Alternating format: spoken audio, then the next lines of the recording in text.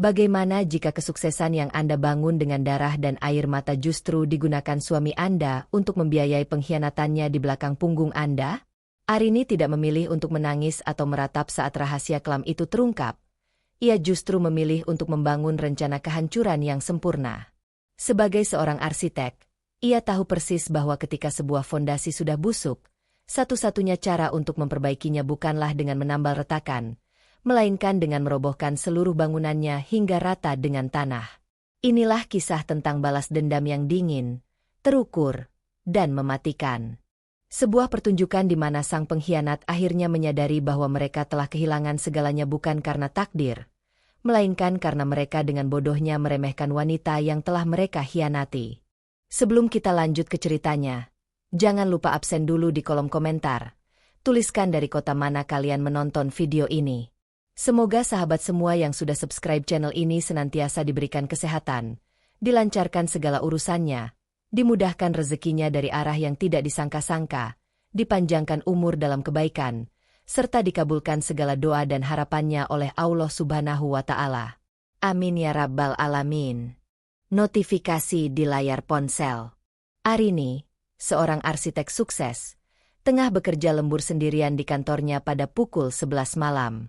Ia lelah, namun pikirannya tetap tajam setelah menyelesaikan proyek konstruksi besar. Saat ia memutuskan untuk beristirahat sejenak dan membuka media sosial di ponselnya, sebuah notifikasi dari akun ibu mertuanya, Ibu Ratna, muncul. Biasanya ia mengabaikan unggahan tersebut, namun kali ini ada foto yang menarik perhatiannya. Ia membuka unggahan itu dan dunianya seolah berhenti berputar. Foto tersebut memperlihatkan suaminya, Bayu, sedang melangsungkan pernikahan siri yang elegan. Bayu tampak sangat bahagia.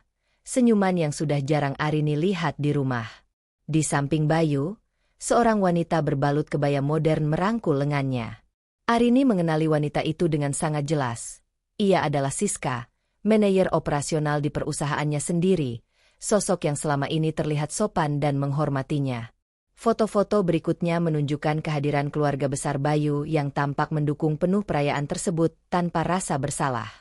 Arini membaca keterangan foto yang ditulis Ibu Ratna dengan penuh kebanggaan.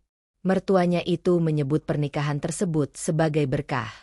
Tidak hanya itu, tulisan tersebut menghina Arini secara terang-terangan.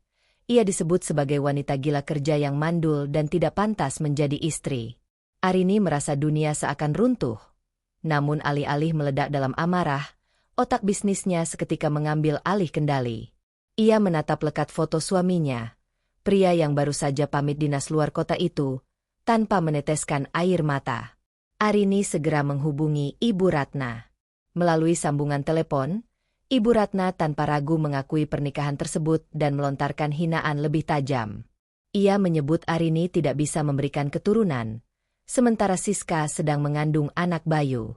Alih-alih merasa hancur, Arini justru merasakan kelegaan yang aneh. Ia menyadari bahwa semua belenggu moral yang selama ini mengikatnya sebagai istri telah putus. Ia tidak lagi memiliki kewajiban untuk bersikap baik kepada orang-orang yang telah bersekongkol menghancurkannya. Ia menyadari bahwa selama ini kebaikannya membiayai gaya hidup mewah keluarga Bayu hanya dianggap sebagai angin lalu. Ia kini paham bahwa ia berurusan dengan orang-orang yang serakah. Amarahnya tidak memudar, tetapi mengkristal menjadi tekad dingin. Ia tidak akan melabrak mereka secara emosional. Ia justru akan menghancurkan mereka secara perlahan dan sistematis. Setelah memutus sambungan telepon, Arini segera membereskan meja kerjanya dengan tenang dan terencana. Ia memutuskan untuk tidak pulang ke rumah. Arini melangkah menuju apartemen pribadinya untuk mulai merancang langkah kehancuran bagi Bayu dan keluarganya. Ia berjanji pada dirinya sendiri bahwa ini adalah malam terakhir ia menjadi istri yang lemah. Besok, ia akan menjadi lawan yang mematikan. Ia akan mengambil kembali segalanya, membiarkan mereka merasakan kemiskinan, dan memastikan mereka tidak memiliki kesempatan untuk bangkit. Permainan balas dendam baru saja dimulai, dan Arini adalah satu-satunya pengendali di dalamnya. Ia menutup ruang kerjanya, meninggalkan kesedihan di masa lalu, dan melangkah menuju fajar pembalasannya. Dingin di balik senyuman. Arini memulai harinya dengan ketenangan yang dingin di apartemen pribadinya. Tidak ada lagi sisa emosi atau isakan dari malam sebelumnya. Yang tersisa hanyalah fokus tajam seorang arsitek yang sedang merancang kehancuran bagi fondasi rumah tangganya yang busuk. Pagi itu, ia bertemu dengan Pak Pradipta, pengacara kepercayaannya, untuk merancang strategi balas dendam yang sistematis, presisi, dan mematikan. Diskusi mereka berjalan lugas tanpa basa-basi. Fokus utama Arini adalah memutus total akses Bayu dan keluarganya terhadap kekayaan yang selama ini mereka nikmati dari jerih payahnya. Arini mengambil langkah drastis dengan memerintahkan penjualan rumah mewah mereka senilai 20 miliar rupiah. Karena sertifikat rumah tersebut seatas namanya sendiri, ia tidak memerlukan tanda tangan Bayu. Arini bahkan rela menjualnya di bawah harga pasar demi memastikan transaksi selesai dalam waktu singkat, sehingga saat Bayu kembali dari perjalanan dinasnya, ia akan mendapati rumah tersebut sudah berpindah tangan. Selain aset properti, Arini juga menginstruksikan pemblokiran total atas semua akses keuangan. Ia akan mengosongkan rekening bersama yang selama ini disalahgunakan Bayu dan mencabut fasilitas kartu kredit tambahan yang digunakan Ibu Ratna untuk memamerkan gaya hidup sosialita. Arini menyadari bahwa selama 5 tahun terakhir, kebaikannya membiayai mobil adik-adik Bayu, rumah mertua, dan berbagai kemewahan mereka hanyalah dianggap sebagai kewajiban. Ia kini menutup keran tersebut selamanya. Dalam ranah profesional, Arini menargetkan posisi Bayu di perusahaan. Ia telah memerintahkan Kepala Keuangan, Pak Baskara, untuk melakukan audit forensik rahasia terhadap divisi operasional yang dipimpin Bayu. Arini sangat yakin bahwa audit ini akan mengungkap bukti-bukti penggelapan dana melalui vendor fiktif dan klaim perjalanan dinas palsu. Jika bukti itu terkumpul, ia tidak hanya akan memecat Bayu dan Siska, tetapi juga menyeret mereka ke penjara atas tindakan pidana. Arini tidak mencari simpati atau sekadar pertengkaran. Ia ingin menghancurkan mereka sampai ke titik nol, persis seperti saat mereka pertama kali masuk ke dalam hidupnya. Namun, ia tahu rencana ini butuh kesabaran. Ia memutuskan untuk tetap bersikap normal di kantor dan terus membalas pesan-pesan Bayu dengan manis. Ia membiarkan suaminya tetap merasa aman dan percaya diri, tidak menyadari bahwa di balik lembutannya, Arini sudah menyiapkan jebakan yang akan membuat kejatuhan mereka nantinya menjadi sangat menyakitkan. Bagi Arini, kebencian hanya membuang energi. Kini, ia hanya fokus pada eksekusi. Strategi sudah matang, dan setiap detail telah dihitung dengan cermat. Ia merasa tenang, seolah waktu kini berpihak padanya. Besok akan menjadi hari krusial di mana laporan audit dan hasil transaksi rumah akan siap.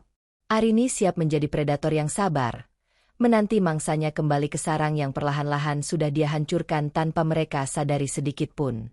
Audit yang mematikan. Pagi itu, Arini tiba di kantor tepat pukul 7. Suasana lobi masih sepi, hanya ada beberapa staf kebersihan yang sedang bekerja. Arini berjalan melewati meja resepsionis dengan langkah mantap. Di matanya, gedung ini bukan sekadar bangunan kantor biasa. Ini adalah pusat kerajaannya, tempat di mana ia telah mencurahkan seluruh hidupnya. Namun, hari ini, perasaannya jauh berbeda. Ia datang bukan sebagai seorang istri yang sekadar berkunjung atau manajer yang ramah, melainkan sebagai pemilik saham mayoritas yang datang untuk membersihkan perusahaannya dari benalu. Ia langsung menuju ruang rapat tertutup di lantai atas. Pak Baskara, kepala keuangan yang sangat ia percayai, sudah menunggu di dalam. Pria itu tampak tegang. Ia tahu bahwa pemanggilan mendadak ini bukan untuk urusan pekerjaan rutin. Wajahnya pucat, seolah ia membawa kabar buruk yang bisa mengguncang fondasi perusahaan. Arini menutup pintu rapat-rapat, memastikan tidak ada seorang pun yang bisa mendengar percakapan mereka. "Selamat pagi, Bu Arini," sapa Baskara dengan suara rendah. Ia segera membuka laptopnya dan memutar layarnya ke arah Arini.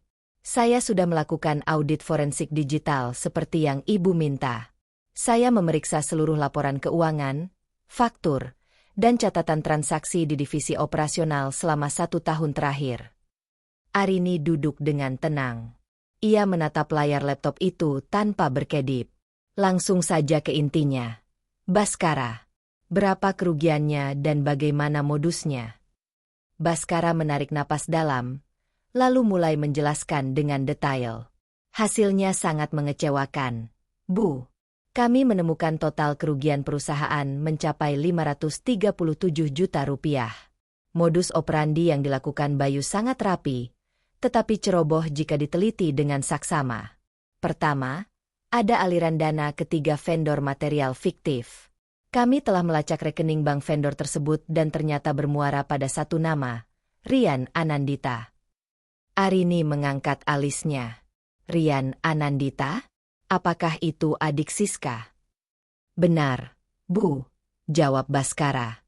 Kami telah memeriksa data karyawan dan menemukan hubungan keluarga antara Rian dan Siska. Rupanya, mereka bekerja sama. Bayu memasukkan tagihan untuk material yang tidak pernah ada, lalu uangnya ditransfer ke rekening Rian, yang kemudian sebagian besarnya dipindahkan kembali ke rekening pribadi Bayu. Arini terdiam sejenak.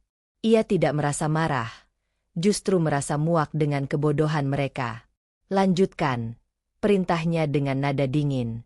Kedua, ada puluhan klaim perjalanan dinas palsu. Baskara melanjutkan penjelasannya. Bayu dan Siska sering mengajukan perjalanan dinas keluar kota dengan alasan menemui klien atau mencari vendor baru. Namun, setelah kami mencocokkan tanggal klaim hotel dan tiket pesawat dengan lini masa proyek, tidak ada satupun aktivitas kantor yang dilakukan di kota-kota tersebut. Bahkan untuk liburan mereka ke Bali minggu ini, semua biaya hotel bintang 5 dan tiket pesawat kelas bisnis dibebankan ke kartu kredit perusahaan. Baskara menunjukkan bukti-bukti berupa lembar tagihan yang dicetak rapi. Terakhir, penggunaan kartu kredit perusahaan untuk kepentingan pribadi. Bayu dan Ibu Ratna sering menggunakan kartu kredit korporat untuk belanja di butik mewah dan restoran kelas atas. Mereka menganggap perusahaan ini adalah milik pribadi yang bisa mereka peras kapan saja. Arini membaca baris demi baris dokumen itu dengan teliti. Angka-angka di sana tampak nyata, dingin, dan tidak bisa dibantah. Bayu, orang yang ia percayai, ternyata telah mencuri dari perusahaan yang ia bangun dengan darah dan air mata. Ia menggunakan uang perusahaan untuk memanjakan selingkuhannya dan membiayai gaya hidup mewah ibunya. Arini merasa seolah-olah ia sedang melihat keretakan pada struktur bangunan yang ia rancang sendiri. Baskara, Arini memecah keheningan. Apakah semua bukti ini sudah terdokumentasi dengan baik? Saya ingin salinan fisiknya dan juga salinan digitalnya disimpan di tempat yang paling aman. Jangan sampai ada satupun bukti yang hilang atau terhapus. Semua sudah saya siapkan, Bu, jawab Baskara. Saya sudah membuat cadangan di hard drive terenkripsi. Tidak ada seorang pun yang bisa mengaksesnya kecuali kita. Bagus, kata Arini. Saya ingin Anda bekerja sama dengan Pak Pradipta, pengacara saya. Berikan semua bukti ini kepadanya. Jangan biarkan siapapun di kantor ini tahu tentang audit ini. Saya ingin Bayu tetap merasa bahwa semuanya berjalan normal. Dia harus tetap bekerja seperti biasa sampai saya memberikan instruksi selanjutnya. Baik, Bu. Saya mengerti. Baskara mengangguk. Arini berdiri dan menatap keluar jendela. Langit Jakarta tampak cerah. Namun baginya, ini adalah awal dari hari yang gelap bagi mereka yang telah berkhianat. Baskara, terima kasih atas kerja keras Anda. Anda telah melakukan pekerjaan yang sangat baik. Saya tidak akan melupakan loyalitas Anda. Setelah Baskara meninggalkan ruangan, Arini kembali duduk. Ia menatap tumpukan dokumen di atas meja. 537 juta rupiah. Angka itu mungkin kecil bagi perusahaan sebesar Narendra Design and Construction, namun bagi Arini, itu adalah bukti kejahatan yang tidak bisa dimaafkan. Itu adalah penghinaan bagi dedikasinya. Ia tahu bahwa langkah selanjutnya adalah yang paling krusial. Ia harus memecat mereka, namun bukan dengan cara biasa. Ia ingin pemecatan itu dilakukan secara tidak hormat, disertai dengan laporan polisi. Ia ingin Bayu dan Siska merasakan malu yang luar biasa saat mereka dikeluarkan dari gedung ini dengan tangan terborgol. Ia mengambil ponselnya dan menelepon Pak Pradipta. Pak, Bukti-bukti sudah terkumpul. Silakan datang ke kantor sekarang. Kita perlu menyusun strategi untuk langkah berikutnya. Baik, Bu. Saya akan segera ke sana, jawab Pak Pradipta dari seberang telepon. Arini menutup telepon dan meletakkan ponselnya di atas meja. Ia merasa sangat tenang. Ia telah mengumpulkan amunisi yang cukup untuk menghancurkan mereka. Tidak ada lagi keraguan. Tidak ada lagi rasa kasih-kasihan. Semuanya sudah direncanakan dengan presisi. Ia adalah seorang arsitek, dan dia tahu bagaimana cara merobohkan sebuah bangunan yang pondasinya telah korup. Sambil menunggu Pak Pradipta, Arini kembali meninjau dokumen audit itu. Ia memperhatikan setiap detail kecil, setiap nama, setiap angka, setiap tanggal transaksi. Ia memastikan bahwa tidak ada satupun celah yang bisa digunakan oleh pengacara Bayu untuk membela diri. Semuanya harus sempurna. Bayu, suaminya, tidak tahu bahwa saat dia sedang menikmati liburannya di Bali, istrinya sedang duduk di kantornya, menyusun rencana untuk mengakhiri karirnya. Dia tidak tahu bahwa setiap rupiah yang dia curi telah dicatat, didokumentasikan, dan dijadikan senjata untuk menjatuhkannya. Dia tidak tahu bahwa kebahagiaan yang dia rasakan saat ini hanyalah sementara, sebelum badai datang menerjang dan menyapu bersih dunianya. Arini menarik napas panjang. Ia merasa bahwa dirinya sudah jauh lebih kuat daripada sebelumnya. Ia tidak lagi peduli dengan perasaan Bayu. Ia tidak lagi peduli dengan opini keluarga mertuanya. Ia hanya peduli pada keadilan. Ia merasa bahwa dengan menghancurkan mereka, ia sedang membersihkan perusahaannya dari racun yang selama ini menggerogotinya. 1 jam kemudian, Pak Pradipta tiba di kantor. Mereka menghabiskan waktu berjam-jam untuk membahas setiap detail dokumen audit tersebut. Pak Pradipta sangat terkesan dengan ketelitian Baskara dan Arini. Ini lebih dari cukup, Bu, kata Pak Pradipta setelah selesai meninjau dokumen. Dengan bukti-bukti ini, kita bisa menjerat mereka dengan pasal penggelapan dalam jabatan dan pemalsuan dokumen. Mereka akan menghadapi ancaman hukuman penjara yang serius. Lakukan apa yang harus dilakukan, Pak, tegas Arini. Saya tidak ingin mereka lolos sedikit pun. Saya akan segera menyusun laporannya dan membawanya ke kantor polisi. Begitu Bayu kembali ke Jakarta, kita bisa langsung melakukan tindakan, kata Pak Pradipta. Arini mengangguk. Ia merasa lega. Semuanya berjalan sesuai rencana. Ia telah mengamankan perusahaannya, ia telah mengumpulkan bukti kejahatan mereka, dan ia telah menyiapkan jalur hukum untuk menyerang mereka. Sekarang, yang tersisa hanyalah menunggu saat yang tepat. Ia meninggalkan ruang rapat dan berjalan kembali ke kantornya. Ia melihat ke sekeliling kantor, melihat para staf yang bekerja keras, dan merasa bangga. Ia tahu bahwa ia telah membuat keputusan yang benar. Ia tidak membiarkan pengkhianatan itu dibiarkan begitu saja. Ia tidak membiarkan mereka yang jahat mendapatkan apa yang mereka inginkan. Ia telah memegang kendali, dan ia akan memastikan bahwa keadilan ditegakkan. Arini duduk di meja kerjanya dan menatap layar komputer. Ia mulai mengerjakan proyek barunya, seolah-olah tidak ada yang terjadi. Ia harus tetap profesional. Ia harus tetap bekerja. Karena pada akhirnya, itulah yang membuat dirinya tetap kuat.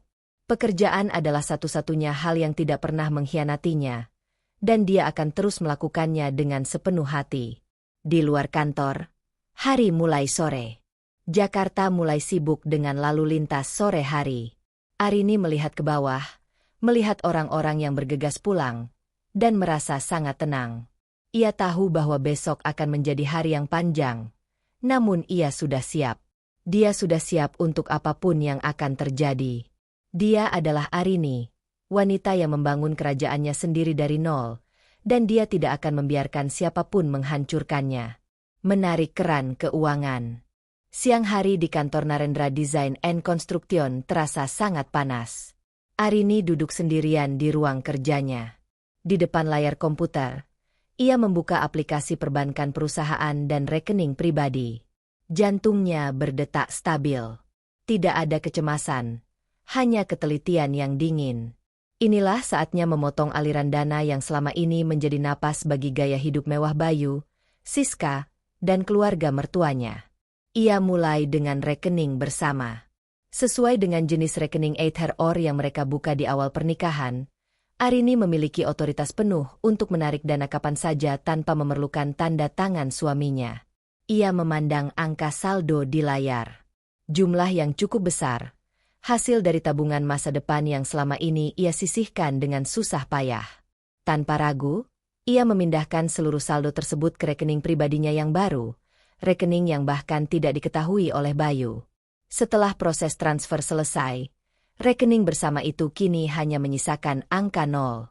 Arini menutup jendela perbankan tersebut dengan perasaan puas. Ia tidak merasa mencuri. Ia hanya mengambil kembali apa yang memang menjadi miliknya. Uang itu tidak pernah digunakan untuk kebutuhan keluarga. Uang itu hanya menjadi ladang untuk membiayai pengkhianatan di belakang punggungnya.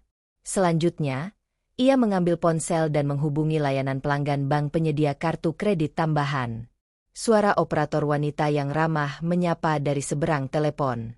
"Selamat siang, Ibu Arini. Ada yang bisa saya bantu hari ini?" "Saya ingin mengajukan pemblokiran permanen dan pencabutan fasilitas untuk 2 kartu kredit tambahan atas nama Bayu Siregar dan Ratna Siregar," jawab Arini dengan suara tegas dan lugas. Ada jeda sebentar di seberang sana.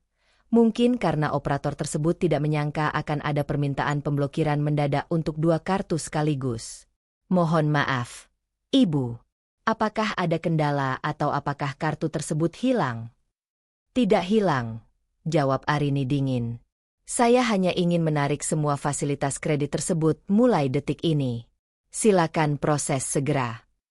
Setelah melewati prosedur verifikasi singkat, operator tersebut mengonfirmasi bahwa kartu kredit Bayu dan Ibu Ratna telah dinonaktifkan secara permanen. Arini menutup telepon. Ia membayangkan apa yang akan terjadi di Bali sana. Mungkin saat ini, mereka sedang bersiap untuk makan siang mewah di restoran bintang 5, atau mungkin mereka sedang berada di butik, memilih barang-barang bermerek untuk dipamerkan. Saat mereka mencoba membayar, mesin EDC pasti akan menolak transaksi tersebut. Layarnya akan bertuliskan transaction declined. Arini bisa membayangkan kepanikan yang akan muncul. Mereka akan saling menatap, mencoba mengecek aplikasi bank, dan menyadari bahwa saldo mereka telah lenyap total. Mereka akan terjebak. Tidak ada uang tunai, tidak ada batas kredit, dan tidak ada akses untuk meminjam. Mereka akan sendirian di kota orang, dengan gaya hidup yang tidak lagi mampu mereka biayai. Tepat saat itu, Pak Pradipta masuk ke ruangan. Ia membawa kabar baik. Proses penjualan rumah sudah berjalan. Arini, calon pembeli sudah setuju dengan harga yang kita tetapkan. Mereka bahkan bersedia melakukan pembayaran tunai sore ini juga. Pengosongan rumah akan dilakukan dalam 2 hari ke depan. Arini mengangguk. Bagus. Pastikan semua dokumen legalitas ditandatangani hari ini.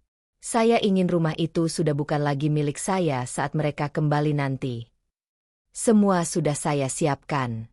Tim dari pembeli sudah siap melakukan serah terima kunci dalam 48 jam, ujar Pak Pradipta. Arini berdiri dan berjalan menuju jendela.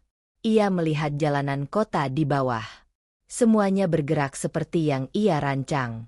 Ia sedang menarik fondasi rumah tangga mereka satu persatu, tanpa mereka sadari. Mereka masih asyik dengan dunia hayalan mereka, merasa aman di atas kekuasaan yang sebenarnya adalah pinjaman darinya. Ia tidak lagi merasa bersalah. Selama ini, ia terlalu banyak memberi. Ia memberi waktu, memberi kasih sayang, memberi uang, dan memberi kepercayaan. Sebagai imbalan, ia mendapatkan pengkhianatan dan konspirasi untuk membunuhnya. Jika ada yang harus disalahkan, itu adalah ketamakan mereka sendiri. Arini hanya sedang mengembalikan keseimbangan. Ia melihat kalender di mejanya. Besok adalah hari di mana mereka seharusnya pulang. Bayu dan Siska akan mendarat di Jakarta dengan perasaan penuh kemenangan, membawa barang-barang belanjaan mereka, dan bersiap untuk kembali ke kehidupan nyaman mereka. Mereka akan pulang ke rumah yang sudah dijual, ke rekening yang sudah kosong, dan ke kartu kredit yang sudah mati. Pak Pradipta, panggil Arini. Ya, Arini. Pastikan tim keamanan sudah siap di rumah saat mereka tiba. Saya tidak ingin ada keributan yang tidak perlu. Saya hanya ingin mereka tahu bahwa mereka tidak lagi memiliki akses ke sana. Saya mengerti. Saya akan mengerahkan orang-orang yang bisa menangani situasi ini dengan profesional. Arini kembali duduk di kursi kerjanya. Ia merasa tenang. Tidak ada lagi yang perlu ia lakukan hari ini. Semuanya sudah berada di jalur yang benar. Ia mematikan komputernya, meraih tas, dan memutuskan untuk pulang lebih awal. Ia ingin beristirahat. Ia butuh tenaga yang cukup untuk menghadapi hari esok, hari di mana drama ini akan mencapai puncaknya. Ia berjalan keluar dari kantor dengan langkah tegap. Tidak ada lagi keraguan. Ia telah memotong napas finansial mereka. Sekarang, tinggal menunggu waktu sampai mereka menyadari bahwa mereka telah kalah sebelum perang bahkan benar-benar dimulai. Ia menatap ke depan, menatap masa depan di mana dia akan berdiri sendiri, tanpa beban, tanpa pengkhianat, dan tanpa orang-orang yang hanya memanfaatkan kebaikannya. Malam itu, Arini tidur dengan nyenyak. Untuk pertama kalinya dalam 5 tahun, ia merasa tidur tanpa beban.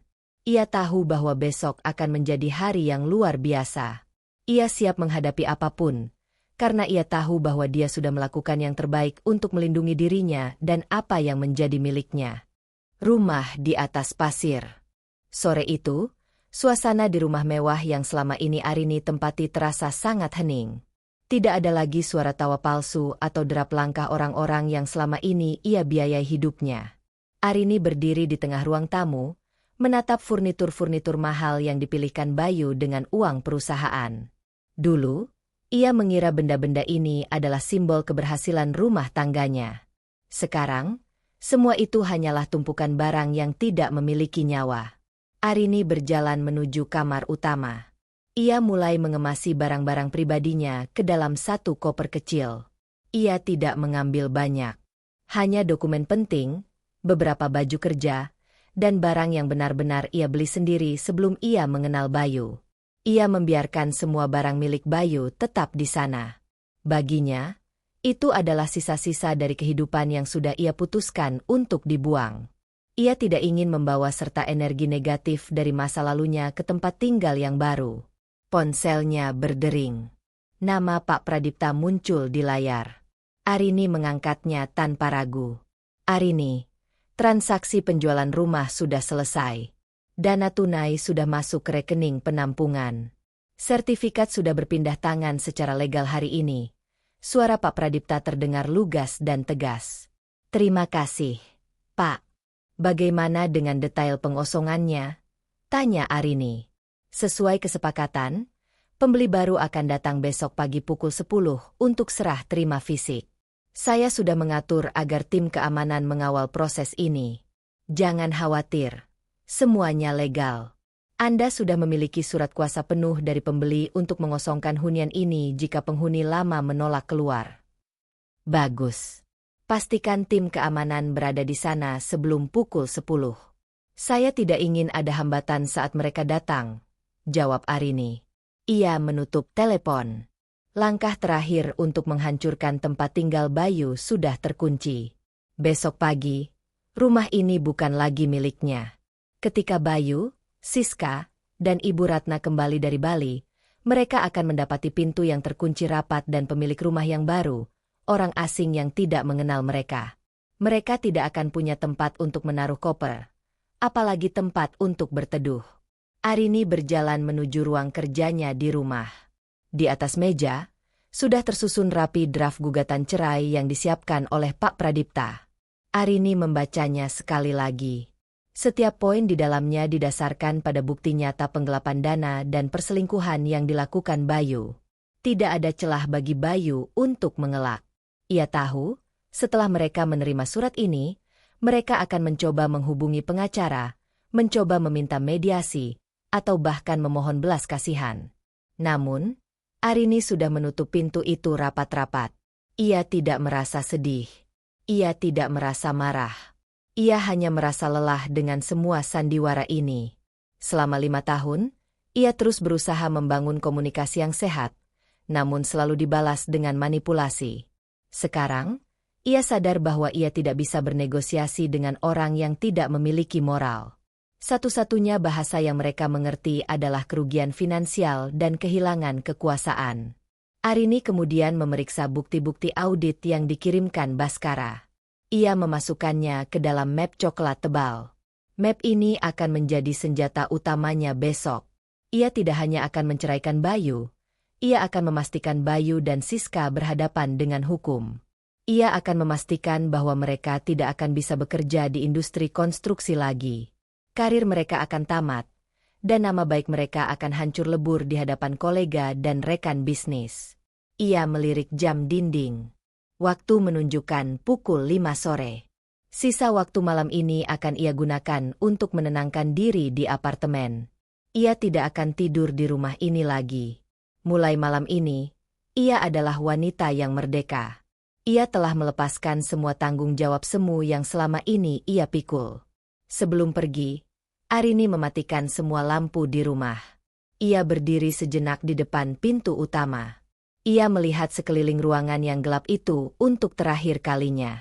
Dulu, ia sering pulang dengan rasa lelah, berharap mendapatkan sambutan hangat dari suaminya. Namun, yang ia dapatkan hanyalah rasa sepi yang dingin. Sekarang, ia pergi dengan rasa lega yang luar biasa. Ia tahu apa yang akan terjadi besok, dan ia merasa siap untuk menghadapinya. Ia keluar dan mengunci pintu. Kunci itu ia simpan di dalam tas. Besok, kunci itu akan ia serahkan kepada pemilik baru.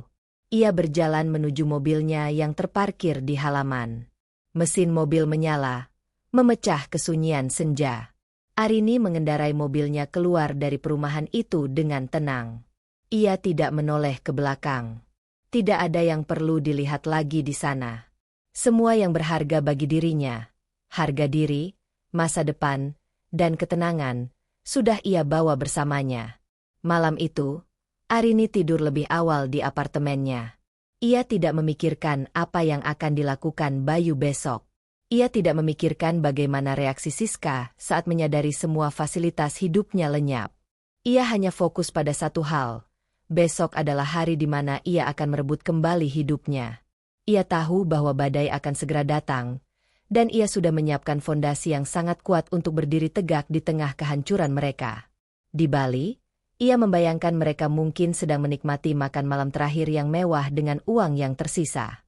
Mereka mungkin sedang tertawa, merencanakan kehidupan baru setelah pernikahan siri itu.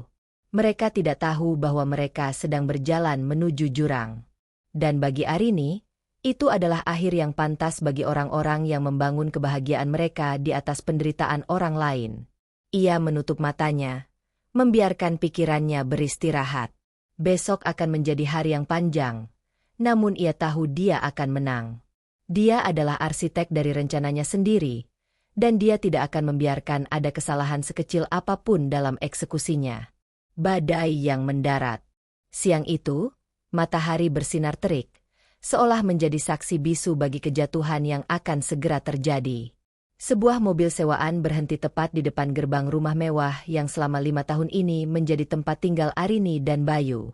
Dari dalam mobil, Bayu, Siska, dan Ibu Ratna turun dengan wajah yang masih tampak segar setelah liburan panjang di Bali. Mereka membawa koper-koper besar berisi barang-barang bermerek hasil belanjaan selama liburan. Tawa kecil masih terdengar dari mulut mereka. Siska merangkul lengan Bayu dengan manja, sementara Ibu Ratna berjalan di depan, sibuk memeriksa ponselnya. Mereka merasa berada di puncak dunia. Bagi mereka, hidup akan terus berjalan seperti ini, penuh kemewahan, uang yang tak terbatas, dan kenyamanan yang dijamin oleh Arini, wanita yang mereka anggap bodoh. Bayu melangkah ke depan gerbang dan merogoh saku celananya untuk mengambil kunci rumah. Wajahnya tampak santai. Akhirnya sampai rumah juga. Capek sekali rasanya liburan ini, ucapnya sambil tersenyum. Namun, saat kunci itu dimasukkan ke lubang pintu, gerbang besi itu tidak bergerak. Bayu mengerutkan dahi. Ia mencoba memutar kunci itu ke kanan dan ke kiri, namun tetap tidak ada respons. Gerbang itu terkunci rapat dari dalam. "Kenapa, Bei?" tanya Siska heran. "Entahlah, mungkin kuncinya macet," jawab Bayu. Ia mencoba menekan bel, namun tidak ada suara yang terdengar. Tiba-tiba, seorang pria berbadan tegap dengan seragam keamanan membuka pintu gerbang kecil di samping gerbang utama. Ia menatap mereka dengan tatapan dingin dan tidak ramah. "Ada perlu apa?" tanya pria itu dengan nada datar. Bayu tertegun sejenak, lalu menjawab dengan nada tinggi, "Ini rumah saya. Saya pemilik rumah ini. Kenapa kalian menghalangi saya masuk? Buka gerbangnya sekarang." Pria keamanan itu tidak bergeming. Ia justru menyilangkan tangan di dada. "Maaf, Bapak tidak bisa masuk. Rumah ini sudah berpindah tangan." Pemilik rumah yang baru-baru saja menyelesaikan proses serah terima siang ini. Wajah Bayu memucat seketika. "Apa maksudmu? Jangan bercanda. Saya pemilik sah rumah ini. Istri saya, Arini, adalah pemiliknya. Saya tinggal di sini selama 5 tahun." "Saya tidak tahu siapa istri Bapak," jawab pria itu tenang. "Saya hanya menjalankan tugas dari pemilik baru. Rumah ini sudah dibeli secara tunai kemarin, dan semua dokumen legalitasnya sudah lengkap. Sekarang, silakan Bapak pergi dari sini sebelum saya memanggil pihak berwajib karena Bapak sudah mengganggu ketenangan." Ibu Ratna yang berdiri di belakang Bayu langsung berteriak marah. "Apa-apaan ini? Anak saya pemilik rumah ini. Kamu pasti maling. Arini tidak mungkin menjual rumah ini tanpa bicara pada kami." Siska tampak panik. Ia menatap ke dalam halaman rumah yang luas itu. Mobil Arini tidak ada di sana. Bahkan, suasana rumah itu terasa asing. Perabotan yang biasanya tertata rapi di teras kini tidak terlihat lagi. Halaman yang biasanya dipenuhi bunga kesayangan Arini kini tampak lebih bersih, namun terasa hampa.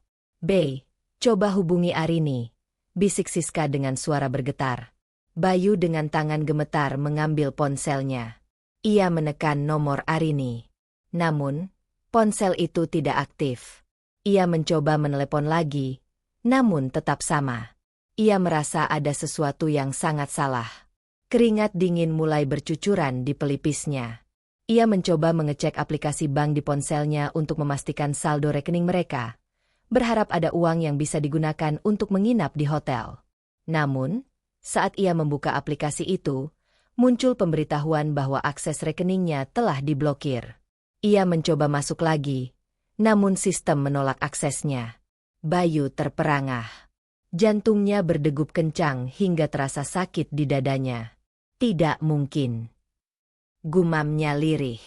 Ibu Ratna masih terus memaki penjaga rumah, namun pria itu tetap berdiri tegak tanpa rasa takut. "Sudah saya katakan, pergilah dari sini.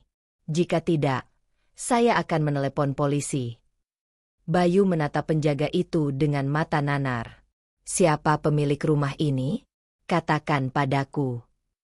"Nama pemiliknya adalah seorang investor yang membeli rumah ini secara tunai," jawab pria itu singkat. Bayu lemas. Kakinya seolah tidak mampu menopang tubuhnya lagi. Ia menoleh ke arah Siska dan Ibu Ratna yang kini tampak ketakutan. Mereka baru saja tiba di Jakarta dengan perasaan penuh kemenangan. Namun kini mereka mendapati diri mereka terdampar di depan gerbang rumah yang tidak lagi bisa mereka masuki. Tepat saat itu, sebuah mobil sedan mewah berhenti tepat di belakang mobil sewaan mereka. Arini keluar dari mobil itu. Ia tampak anggun dengan setelan kantor yang rapi. Wajahnya tenang, tanpa sedikit pun rasa iba. Ia berjalan mendekati mereka dengan langkah yang mantap dan elegan. Bayu menatap Arini dengan campuran antara kemarahan dan kebingungan. "Arini, apa yang kamu lakukan? Kenapa rumah kita dijual? Kenapa kamu memblokir akses rekeningku?" Arini berhenti tepat di depan Bayu. Ia menatap suaminya itu dengan tatapan yang sangat tajam. Tatapan yang belum pernah dilihat Bayu sebelumnya. Senyum tipis tersungging di bibir Arini, namun tidak ada kehangatan di sana. "Rumah itu milikku, Bayu. ucap Arini dengan suara tenang namun tegas. Bukan rumah kita. Aku membelinya dengan uangku sendiri sebelum kita menikah. Aku punya hak penuh untuk menjualnya kapan saja aku mau. Dan soal rekening, itu adalah uang perusahaan. Uang yang kamu curi untuk membiayai liburan dan kebutuhan selingkuhanmu. Siska terbelalak mendengar ucapan Arini. Ia mencoba melangkah maju, namun tatapan tajam Arini membuatnya berhenti. Dan kau, Siska, lanjut Arini, menoleh ke arah wanita itu. Kau pikir kau bisa mengambil suamiku dan menikmati uangku dengan mudah? Kau salah besar. Ibu Ratna berteriak. Arini, kamu keterlaluan. Kamu istri macam apa yang menelantarkan suami dan mertuanya di jalanan? Kamu mandul dan tidak tahu diri. Arini menoleh ke arah Ibu Ratna. Ia tidak terpengaruh oleh makian wanita tua itu. Ibu, simpan tenaga ibu untuk menjawab pertanyaan polisi nanti, jawab Arini datar. Bayu mencoba meraih tangan Arini, namun ia menepisnya dengan kasar. Jangan sentuh aku, kata Arini. Permainan sudah berakhir. Bayu, kalian semua sudah kalah sebelum kalian sempat melangkah. Bayu terdiam. Lidahnya keluh. Ia sadar bahwa semua kemewahan yang ia nikmati selama ini telah lenyap. Ia menatap Arini, wanita yang selama ini ia remehkan, wanita yang kini berdiri di hadapannya sebagai pemenang. Ia tidak punya apa-apa lagi. Rumah, uang, dan reputasinya hancur dalam sekejap. Di balik pagar, pria keamanan itu hanya mengamati kejadian tersebut. Ia tahu bahwa badai yang sebenarnya baru saja dimulai. Arini tidak hanya datang untuk mengambil rumah itu kembali. Ia datang untuk menghancurkan mereka sampai ke akar-akarnya. Dan Bayu, Siska, serta Ibu Ratna kini menyadari bahwa mereka tidak lagi memiliki jalan keluar. Jerat hukum. Suasana di depan rumah yang dulu disebut istana oleh Bayu itu kini berubah mencekam. Suara sirine polisi yang sempat menyala kini dimatikan, digantikan oleh keheningan yang lebih menekan. Dua petugas polisi berdiri tegap di hadapan Bayu, Siska, dan Ibu Ratna. Salah satu petugas, Brigadir Satria, memegang dokumen yang diberikan Arini tadi, lalu membacanya dengan teliti. Bapak Bayu Siregar dan Ibu Siska, berdasarkan laporan penggelapan dana perusahaan dan penipuan korporasi yang disertai bukti-bukti kuat ini, kami harus membawa Anda ke kantor polisi untuk pemeriksaan lebih lanjut, ujar petugas itu dengan suara tegas dan tanpa kompromi. Bayu berdiri dengan kaki gemetar. Ia mencoba mempertahankan sisa harga dirinya yang sudah tidak ada lagi. Ini salah paham. Pak, saya bisa jelaskan. Istri saya, maksud saya, Arini, sedang marah karena urusan pribadi. Kami bisa selesaikan ini baik-baik. Arini, yang berdiri hanya beberapa meter dari mereka, menimpali dengan suara datar. Urusan pribadi tidak melibatkan vendor fiktif dan pemalsuan laporan keuangan. Bayu, jangan mempermalukan dirimu sendiri lebih jauh. Siska mulai menangis tersedu-sedu. Ia mencoba memegang lengan petugas polisi, namun dengan sopan petugas itu menepisnya. Tolong, Pak, saya hanya menjalankan perintah. Saya tidak tahu apa-apa, ratap Siska. Anda bekerja di divisi operasional dan menandatangani banyak dokumen yang diaudit sebagai bukti kecurangan. Anda tahu persis apa yang Anda lakukan, sahut Arini dingin. Tidak ada setitik pun rasa kasihan di matanya. Siska bukan lagi rekan kerja yang ia hormati, melainkan seorang kriminal yang mencoba menghancurkan jerih payahnya. Ibu Ratna, yang sedari tadi terdiam karena syok, tiba-tiba menerjang ke arah Arini. Kamu iblis. Arini, kamu menghancurkan masa depan anakku. Kamu tidak punya hati. Namun, sebelum tangan keriput itu sempat menyentuh wajah Arini, petugas polisi segera menahan bahu Ibu Ratna. Ibu, mohon tenang. Anda tidak terlibat langsung dalam tindak pidana ini, namun jika Anda terus menghalangi tugas kepolisian, kami terpaksa membawa Anda juga, ancam petugas dengan nada dingin. Ibu Ratna langsung terdiam, wajahnya pucat pasi, dan tubuhnya merosot ke tanah. Detik berikutnya adalah momen yang akan diingat Arini seumur hidupnya. Klik. Suara borgol besi yang mengunci pergelangan tangan Bayu terdengar nyaring di tengah kesunyian sore itu. Bayu menundukkan kepalanya. Tidak berani menatap Arini. Ia yang dulu selalu berjalan dengan dada membusung, kini tampak kecil dan tak berdaya. Hal yang sama terjadi pada Siska. Wajah cantik yang biasa ia poles dengan riasan mahal kini banjir air mata dan keringat ketakutan. Mereka digiring masuk ke dalam mobil polisi. Arini menyaksikan semuanya dengan tangan terlipat di depan dada. Ia tidak merasa senang. Ia hanya merasa lega. Pekerjaannya telah selesai. Fondasi busuk yang selama ini menopang rumah tangga dan bisnisnya telah ia runtuhkan. Mobil polisi perlahan meninggalkan lokasi. Bayu sempat menoleh ke belakang, menatap Arini dari balik kaca mobil yang tertutup. Tatapan itu penuh penyesalan, amarah, dan ketidakpercayaan. Namun bagi Arini, tatapan itu hanyalah tatapan orang asing. Tidak ada lagi hubungan di antara mereka. Ia bukan lagi istri yang menunggu suaminya pulang, bukan lagi mitra yang memaafkan kesalahan. Setelah mobil polisi menghilang di tikungan, suasana di jalanan itu kembali normal, seolah tidak ada peristiwa besar yang baru saja terjadi. Arini menarik napas panjang. Udara sore terasa jauh lebih bersih daripada biasanya. Ia melihat sekeliling. Tetangga-tetangga yang tadi menonton mulai kembali ke rumah masing-masing. Beberapa masih berbisik-bisik, namun Arini tidak mempedulikannya. Ia menoleh ke arah pria keamanan yang masih berdiri di depan gerbang. Terima kasih atas bantuannya. Anda bisa segera pergi setelah pemilik baru datang untuk mengambil alih kunci, ucap Arini sopan. Pria itu mengangguk hormat, kemudian kembali menjaga gerbang. Arini berjalan menuju mobilnya. Ia membuka pintu, lalu duduk di kursi kemudi. Ia diam sejenak, membiarkan keheningan menyelimuti kabin mobilnya. Ia teringat kembali pada masa-masa awal ia membangun segalanya. Saat ia masih percaya bahwa kerja keras dan kesetiaan akan membuahkan hasil. Ia kini tahu bahwa dunia tidak sesederhana itu. Kepercayaan harus dijaga, dan pengkhianatan harus dibayar dengan harga yang setimpal. Ia menyalakan mesin. Suara mesin mobil yang halus terdengar menenangkan. Arini memutar setir, meninggalkan rumah yang selama 5 tahun ini menyimpan begitu banyak kebohongan. Ia tidak akan pernah kembali ke tempat ini lagi.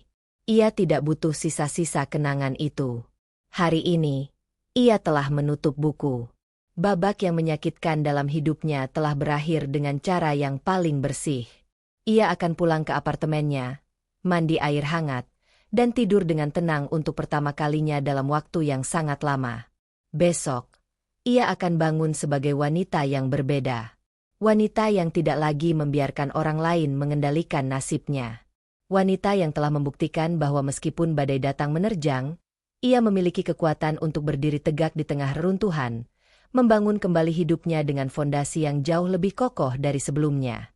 Ia memacu mobilnya, melaju menjauh dari lokasi itu, menuju masa depan yang murni miliknya sendiri. Tidak ada Bayu, tidak ada Siska, tidak ada Ibu Ratna, dan tidak ada lagi pengkhianatan. Hanya ada Arini, sang arsitek hidupnya sendiri. Fajar di atas fondasi baru. Pintu ruang sidang utama terbuka dengan perlahan, menciptakan derit logam yang menusuk telinga. Arini berdiri di lorong, menunggu saat yang telah ia nanti selama beberapa bulan terakhir. Suasana di dalam ruang sidang terasa berat, penuh dengan aroma pengap dan ketegangan yang tertahan. Hari ini adalah hari penentuan. Hakim telah menyelesaikan rangkaian persidangan yang melelahkan terkait kasus penggelapan dana dan penipuan korporasi yang dilakukan oleh Bayu dan Siska. Ketika Arini melangkah masuk ke dalam ruang sidang, ia melihat Bayu dan Siska duduk di kursi terdakwa. Mereka tidak lagi tampak seperti orang-orang yang sombong. Bayu menundukkan kepala dalam-dalam, bahunya merosot, dan pakaian tahanan yang ia kenakan tampak kebesaran di tubuhnya yang kini terlihat lebih kurus. Siska, di sampingnya, terlihat lebih hancur. Wajahnya yang dulu sering dipoles riasan mahal kini pucat, tanpa ekspresi, dan matanya tampak kosong. Ibu Ratna duduk di kursi pengunjung, menangis terisak-isak, namun tidak ada yang bisa ia lakukan untuk mengubah keadaan. Hakim membacakan putusan dengan suara yang tegas dan berwibawa. Terdakwa 1, Bayu, divonis bersalah atas tindakan penggelapan dana jabatan dan pemalsuan dokumen perusahaan dengan hukuman 4 tahun penjara. Terdakwa 2, Siska, divonis 3 tahun penjara karena perannya dalam persekongkolan tersebut. Ruang sidang seketika riuh. Namun Arini tidak merasakan gejolak emosi yang besar. Ia tidak merasa senang, tidak juga merasa sedih. Ia hanya merasa lega. Bab ini telah tertutup rapat. Keadilan telah ditegakkan, dan ia tidak perlu lagi membawa beban dendam di pundaknya. Saat mereka digiring keluar oleh petugas keamanan, Bayu sempat menoleh ke arah Arini. Tatapannya bukan lagi tatapan amarah atau manipulasi. Itu adalah tatapan seorang pria yang baru menyadari bahwa ia telah membuang segalanya demi keserakahan yang sesaat. Arini tidak membalas tatapan itu. Ia hanya memalingkan wajah dan berjalan keluar dari gedung pengadilan. Di luar, udara siang terasa segar. Matahari bersinar cerah, dan angin sepal-sepal menerpa wajahnya. Arini menarik napas panjang, mengisi paru-parunya dengan udara kebebasan. Ia tidak lagi terikat oleh siapapun. Ia tidak lagi harus bertanggung jawab atas kehancuran orang lain. Ia telah melakukan apa yang perlu dilakukan untuk menyelamatkan hidupnya sendiri. Minggu-minggu berikutnya, Arini kembali ke rutinitasnya di Narendra Design and Construction. Namun, suasana kantor jauh berbeda. Kepergian Bayu dan Siska membawa perubahan positif. Arini merombak struktur organisasi perusahaannya. Ia merekrut orang-orang baru yang memiliki integritas tinggi dan visi yang sejalan dengannya. Ia menciptakan budaya kerja yang transparan, di mana setiap keputusan didasarkan pada profesionalisme, bukan berdasarkan kedekatan atau manipulasi. Perusahaan itu kini berkembang jauh lebih pesat dari sebelumnya. Proyek-proyek besar mulai datang satu persatu, mempercayakan gedung-gedung megah mereka kepada tangan dingin Arini. Ia tidak lagi bekerja dengan terburu-buru demi mengejar angka. Ia bekerja dengan visi. Setiap gedung yang ia rancang adalah simbol dari ketangguhannya. Setiap struktur yang ia bangun adalah representasi dari bagaimana ia memperbaiki hidupnya sendiri, batu demi batu, lantai demi lantai, dengan fondasi yang tidak akan pernah bisa diguncang lagi. Suatu sore, Arini berdiri di balkon kantornya yang berada di lantai 30. Ia menatap gedung-gedung pencakar langit yang mulai menyalakan lampunya satu persatu. Jakarta tampak indah dari ketinggian ini. Ia merenungkan perjalanannya. 5 tahun lalu, ia adalah wanita muda yang naif, yang percaya bahwa cinta adalah segalanya dan bahwa ia membutuhkan orang lain untuk membuatnya merasa lengkap. Ia menukar harga dirinya demi menjaga keutuhan rumah tangga yang sebenarnya sudah rusak sejak awal. Ia menyadari bahwa rasa kesepian yang dulu ia takuti bukanlah musuh.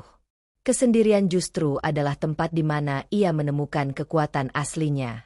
Ia tidak membutuhkan Bayu untuk menjadi sukses. Ia tidak membutuhkan pengakuan dari Ibu Ratna untuk merasa berharga. Ia hanya membutuhkan dirinya sendiri. Ia cukup. Kehidupan pribadinya pun perlahan mulai membaik. Ia mulai membuka diri untuk hobi-hobi yang dulu ia tinggalkan karena terlalu sibuk mengurusi ego orang lain. Ia kembali melukis, ia mulai rutin berolahraga, dan ia lebih sering menghabiskan waktu dengan teman-teman sejatinya, orang-orang yang selalu mendukungnya bahkan saat ia berada di titik terendah. Ia belajar bahwa keluarga bukan hanya tentang ikatan darah atau status pernikahan. Keluarga adalah orang-orang yang berdiri di sampingnya saat badai datang, dan ia telah menemukan mereka di tempat yang tidak ia duga sebelumnya. Tidak jarang, kenangan tentang masa lalu muncul. Namun, kini kenangan itu tidak lagi menyakitkan. Itu hanya sebuah cerita, sebuah pelajaran yang telah membuatnya menjadi wanita seperti sekarang ini. Ia tidak menyimpan benci. Membenci hanya akan menghambat langkahnya menuju masa depan. Ia telah memaafkan dirinya sendiri karena pernah menjadi wanita yang begitu mudah dibodohi, dan ia telah berjanji untuk tidak pernah membiarkan hal itu terulang kembali. Suatu hari, seorang kolega bertanya padanya, "Arini, apakah kamu tidak takut untuk memulai hubungan baru? Mengingat semua yang terjadi?" Arini tersenyum. Senyum yang tulus dan menenangkan. Saya tidak takut. Tapi saya juga tidak terburu-buru. Saya sudah jatuh cinta pada hidup saya sendiri. Saya tahu apa nilai diri saya. Jika suatu saat nanti ada seseorang yang datang, dia harus mampu menghargai keutuhan yang sudah saya bangun ini, bukan mencoba melengkapinya karena saya merasa kurang. Karena sejatinya, saya sudah lengkap sejak lama. Jawaban itu bukan sekadar kata-kata. Itu adalah kenyataan hidupnya. Ia adalah wanita yang mandiri, yang tahu persis kemana arah langkahnya. Ia tidak lagi menggantungkan kebahagiaannya pada tangan orang lain. Kebahagiaannya adalah tanggung jawab pribadinya, dan ia memegang kendali penuh atas hal itu. Malam itu, Arini kembali ke apartemennya yang kini terasa jauh lebih hangat. Ia menyiapkan makan malam untuk dirinya sendiri, menyetel musik kesukaannya, dan membaca buku di sofa. Suasana hening di apartemen itu bukan lagi kesunyian yang mencekam. Itu adalah ketenangan yang menenangkan. Itu adalah kedamaian yang ia beli dengan kerja keras, keberanian, dan kejujuran pada diri sendiri. Di kejauhan, ia bisa melihat pemandangan kota. Ia tahu bahwa di luar sana, Bayu mungkin sedang merenungkan kesalahannya di balik jeruji besi. Ia berharap pria itu belajar sesuatu dari apa yang telah terjadi, meskipun ia tidak lagi peduli apakah pria itu berubah atau tidak. Masa lalu sudah selesai. Bayu hanyalah tokoh figuran dalam perjalanan hidupnya yang panjang. Tokoh utamanya adalah Arini, dan ia baru saja memulai bab yang paling menarik dalam hidupnya. Arini berdiri di depan cermin besar di kamarnya. Ia menatap bayangannya sendiri. Tidak ada lagi wanita yang terlihat lelah, penuh keraguan, atau menahan tangis. Yang ada di cermin itu adalah seorang wanita dengan mata yang tajam, postur yang tegak, dan senyum yang menunjukkan kedewasaan. Ia tidak lagi membutuhkan validasi dari dunia luar. Ia telah membangun kerajaannya sendiri, bukan hanya secara finansial, tetapi juga secara mental dan emosional. Tahun ini, 2026, akan menjadi tahun yang akan selalu ia ingat sebagai tahun kebangkitan. Ia telah melewati badai, ia telah kehilangan segalanya, dan ia telah membangun semuanya kembali. Ia membuktikan bahwa kehancuran bukanlah akhir. Kehancuran adalah kesempatan untuk membangun sesuatu yang jauh lebih indah dan kuat. Ia mematikan lampu kamar, menyisakan cahaya remang-remang yang masuk dari balik gorden. Ia merebahkan diri di tempat tidur, memejamkan mata, dan menarik napas lega. Ia siap menyambut hari esok. Ia siap untuk proyek-proyek baru, tantangan baru, dan kebahagiaan baru yang menanti di depan mata. Ia tidak tahu apa yang akan terjadi di masa depan, dan ia tidak merasa perlu untuk memastikannya. Yang ia tahu pasti adalah ia akan selalu mampu menghadapinya. Arini tertidur dengan senyuman kecil di bibirnya. Tidak ada lagi bayang-bayang, tidak ada lagi ketakutan, tidak ada lagi kebohongan. Hanya ada Arini, wanita yang membangun masa depannya di atas fondasi yang kokoh, jujur, dan tidak bisa dipatahkan oleh siapapun. Fajar telah menyingsing, dan kehidupannya yang baru-baru saja dimulai dengan segala potensi yang tak terbatas. Ia akhirnya menemukan kedamaian yang selama ini ia cari di tempat yang paling tepat, di dalam hatinya sendiri. Hidupnya adalah karya seni yang kini ia lukis dengan warna-warna kebebasan, keberanian, dan keberhasilan yang murni. Tidak ada yang lebih indah dari menjadi diri sendiri, dan Arini telah berhasil melakukannya dengan sempurna. Ia adalah arsitek dari masa depannya sendiri, dan ia bangga dengan bangunan kehidupan yang telah ia tegakkan dengan tangannya sendiri. Kini, ia siap untuk melangkah lebih jauh, lebih tinggi, dan lebih jauh dari yang pernah ia bayangkan sebelumnya. Cerita ini bukan tentang bagaimana ia hancur, tetapi tentang bagaimana ia bangkit dan menjadi sosok yang jauh lebih luar biasa. Bab terakhir ini bukanlah akhir, melainkan awal dari segalanya. Dan Arini sudah siap untuk menulis kisah-kisah indah lainnya di masa depan. Ia menutup matanya, menyongsong hari esok dengan hati yang ringan dan jiwa yang merdeka. Tidak ada lagi beban, tidak ada lagi penyesalan, hanya ada langkah mantap menuju cakrawala baru yang menanti untuk ditaklukkan. Itulah akhir dari badai yang pernah menerjangnya, Dan itulah awal dari pelangi yang akan selalu menemani langkahnya di masa depan. Ia telah menang, bukan dengan menghancurkan orang lain, tetapi dengan membangun dirinya sendiri menjadi pribadi yang tak terkalahkan. Dan itulah kemenangan yang paling sejati. Ia tersenyum dalam tidurnya, merajut mimpi tentang dunia yang lebih baik, di mana ia akan terus menjadi arsitek bagi hidupnya sendiri, membangun setiap momen dengan kasih sayang, keberanian, dan ketulusan. Masa depan adalah milik mereka yang berani memperjuangkannya, dan Arini telah membuktikan bahwa ia adalah salah satu dari mereka. Ia adalah wanita yang kuat, wanita yang mandiri, dan wanita yang luar biasa. Dan ini baru permulaan. Terima kasih telah menemani perjalanan Arini hingga titik terakhir kisah ini, di mana ia membuktikan bahwa keteguhan hati dan kecerdasan adalah senjata terkuat untuk bangkit dari kehancuran. Jika cerita tentang keberanian dan keadilan ini menginspirasi Anda, jangan ragu untuk memberikan like, tinggalkan komentar mengenai bagian favorit Anda atau pelajaran yang Anda petik, dan pastikan untuk subscribe agar Anda tidak ketinggalan kisah-kisah inspiratif penuh intrik lainnya yang akan segera hadir.